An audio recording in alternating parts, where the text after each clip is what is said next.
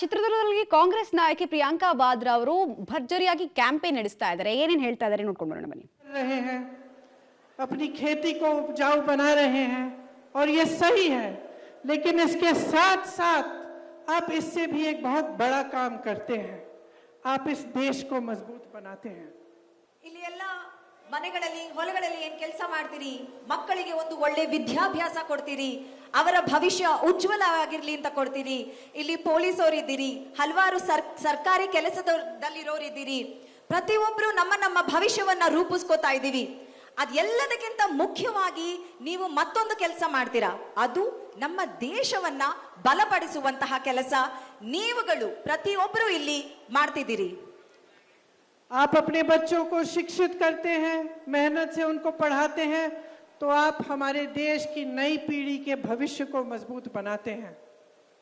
ಮಕ್ಕಳಿಗೆ ಯಾವಾಗ ನೀವು ಒಳ್ಳೆಯ ವಿದ್ಯೆ ಬುದ್ಧಿ ಕೊಡ್ತೀರಿ, ನಮ್ಮ ದೇಶದ ಭವಿಷ್ಯವನ್ನ, ಮುಂದಿನ ಪೀಳಿಗೆಯನ್ನ, ಒಂದು ಉತ್ತಮ ಭವಿಷ್ಯವನ್ನ ದೇಶಕ್ಕೆ ತಯಾರು ಮಾಡಿಸಿರೋದು ನೀವು.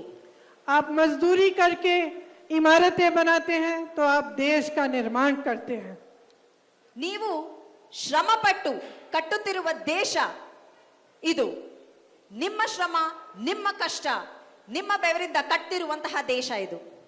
आप खेती में काम करके खेती करते हैं, तो आप देश के पेट भरते हैं, आप लोगों को खाना दिलवाते हैं.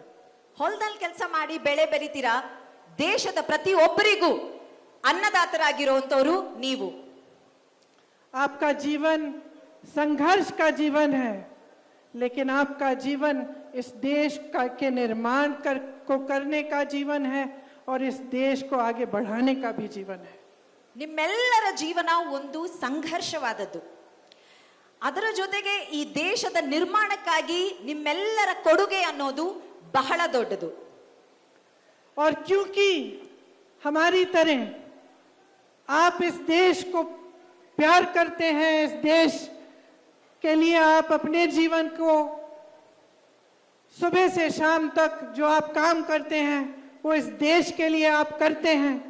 इसीलिए मैं आज अपने देश के बारे में आप सबसे बात करने के लिए यहाँ आई हूँ. ನೀವಿಲ್ಲಿ ಕಷ್ಟಪಡ್ತಿರೋದು ಈ ದೇಶದ ಮೇಲಿರುವಂತಹ ಪ್ರೀತಿಯಿಂದ, ದೇಶಭಕ್ತಿಯಿಂದ. ನೀವು ದೇಶವನ್ನ ಕಟ್ಟಿರುವಂತಹ ಶ್ರಮ ಏನಿದೆ, ಅದಕ್ಕೆ ಈ ವೇದಿಕೆ ಮೂಲಕ ಈ ದೇಶದ ಬಗ್ಗೆ ಈಗ ನಾನು ಮಾತಾಡ್ತೀನಿ. क्योंकि ये देश आपका है, ये देश हमारा है और हमें इस देश की चिंता है. ಈ ದೇಶ ನಿಮ್ದು, ಈ ದೇಶ ನಮ್ಮೆಲ್ಲರದು. ನಮ್ಮೆಲ್ಲರಿಗೂ ದೇಶದ ಬಗ್ಗೆ ಚಿಂತೆ ಇದೆ, ದೇಶದ ಭವಿಷ್ಯದ ಬಗ್ಗೆ ಚಿಂತೆ ಇದೆ.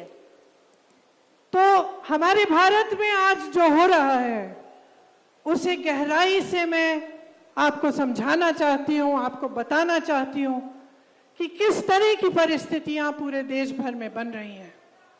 ಇವತ್ತು ಈ ದೇಶದಲ್ಲಿ ದೇಶಾದ್ಯಂತಹ ಎಂತಹ ಒಂದು ಪರಿಸ್ಥಿತಿ ಸೃಷ್ಟಿಯಾಗಿದೆ, ನಮ್ಮ ದೇಶದಲ್ಲಿ ಏನೇನ್ ಅನ್ಯಾಯಗಳು ನಡೀತಿದೆ, ಅದರ ಬಗ್ಗೆ ನಾನೀಗ ಮಾತಾಡಬೇಕು ಅನ್ಕೊಂಡಿದ್ದೀನಿ.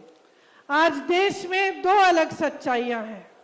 एक सच्चाई जिसका सामना आप कर रहे हैं, दिन रात मेहनत करने की, महंगाई बढ़ रही है, बेरोजगारी बढ़ रही है, एक ये सच्चाई है.